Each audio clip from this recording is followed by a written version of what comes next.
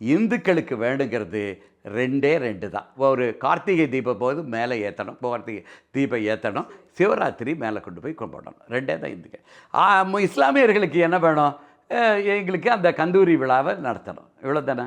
நீங்கள் முதல் கட்டமாக மக்களை அழைத்து பேசலாம், மக்களோட பிரதிநிதிகள். இதை தேவையில்லாமல் அந்த கட்சி அரசியல் அமைப்புகள் இதெல்லாத்தையும் குழப்பி விட்டு இதையும் ஊதி பெருசாக்கி அதையும் ஒரு ஊதி பாருங்கள். இதுக்கு ஒரு தீர்வு வரணும்னா நம்ம அங்கேயும் வக்ஃபு போர்டு வாரியம்ங்கிறதும் இது ஒரு இதுதான், அது ஒரு அமைப்பு தான், அரசாங்கம் ஏற்றுக்கொண்ட ஒரு அமைப்பு தான்.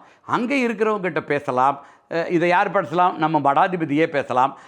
இதில் வருத்தத்துக்குரிய செய்தினா நமது மடாதிபதி ஐயா அவர்கள் மதுரை ஆதீனம் அவர்கள் மேலே செல்லணும்னு நினைக்கிறாங்க. அவருக்கு அனுமதி மறக்கப்படுகிறது. அப்போ இந்த நாடாளுமன்றத்தில் ஒரு உறுப்பினர்னால் அவர் யார் வேணாலும் கூப்பிட்டு போகலாம், என்ன வேணாலும் சாப்பிடலாம், எதை வேணாலும் வலைத்தளத்தில் போடலாம்.